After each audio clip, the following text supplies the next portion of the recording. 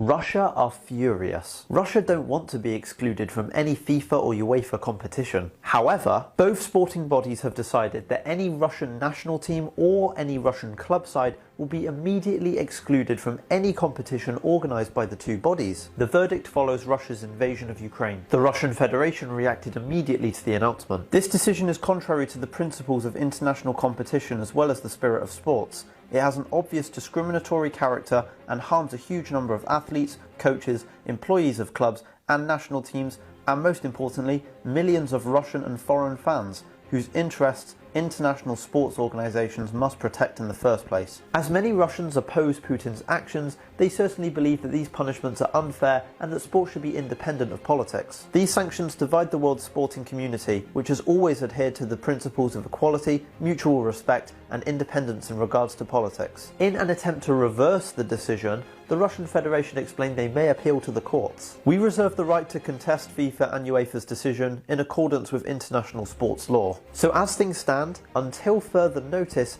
indicates that Valery Karpin's Russian side will not be participating in the Qatar World Cup, scheduled to take place between the 21st of November and the 22nd of December. Russia still had a chance of qualifying for FIFA's showpiece as they finished second in their qualifying group. This meant that they were supposed to be playing a playoff semi-final against Poland on the 24th of March in Moscow before potentially meeting either Sweden or Czech Republic in the final. But these three teams will no longer have to face Russia, which is exactly what they wanted in the first place. Another direct consequence of these sanctions is that Russia will no longer be able to take part in the Women's Euros, scheduled for July. As for Spartak Moscow, their hopes of Europa League glory are now over, and RB Leipzig will automatically advance from the upcoming round of 16 tie. FIFA and UEFA's joint statement read, "Football is fully united here in full solidarity with all people affected in Ukraine. Both presidents hope that the situation in Ukraine will improve significantly and rapidly so that football can again be a vector for unity and peace amongst people." UEFA also announced they will be putting an end to their partnership with Russian energy giant Gazprom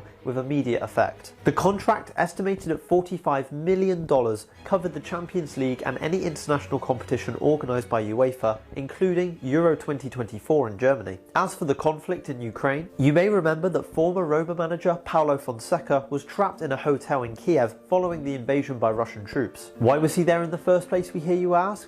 Well, he's actually married to a Ukrainian woman who lives in Kiev. But fortunately, he has been able to escape Ukraine and gave an update on his situation. Olá, eu e a minha família já estamos fora da Ucrânia. Após mais de 30 horas de viagem, chegámos aqui à Roménia, onde estamos neste momento.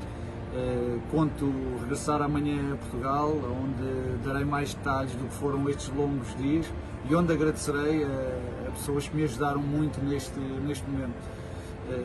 Estamos seguros neste momento, mas o pesadelo continua para aquele povo que continua a lutar de uma forma heroica. Faço um apelo a que todos nós também continuemos a lutar por aquele povo que continua a sofrer de uma forma tão injusta e tão cruel.